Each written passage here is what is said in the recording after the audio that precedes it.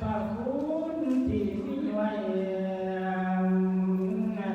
อาตมา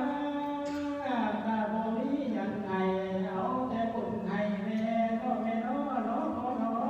ให้แม่บ่ได้ให้ทั้งพ่อทั้งแม่ทั้งลูกเต้าและเด็กโยทุกคนที่ตั้งหน้าศรัทธาเจ้าจงอย่าลื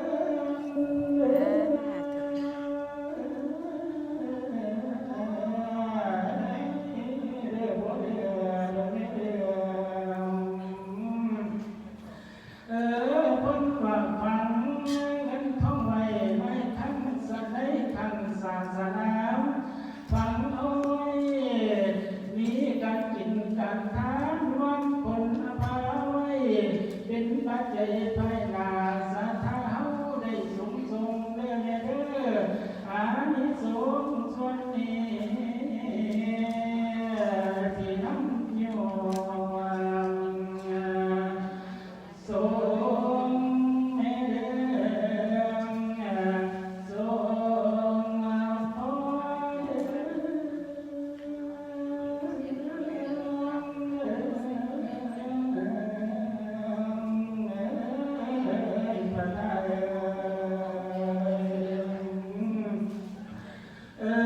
พ้นว่าบุญสิหนุนสมเจ้าสมดังพระพรใสเด้อแม่เด้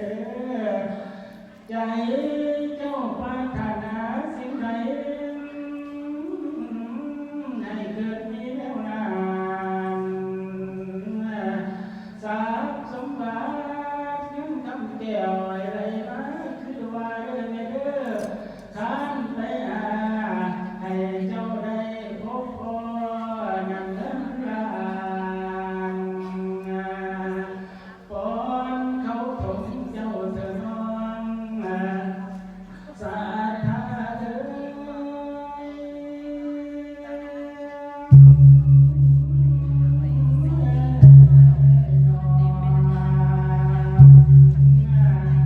ขอให้ดูดังให้สมดังว่าพรใส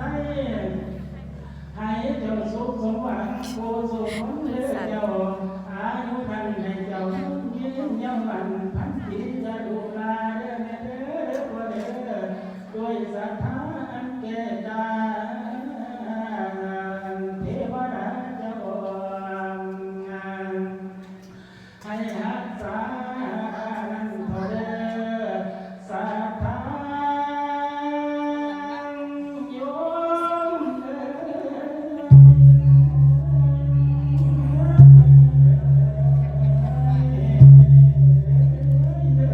พ่อเด้อแม่เด้การไว้พรกันโยมให้เพียงเท่านี้พอดี11 โมงเช้ามาที่แล้วขอให้วันก็มี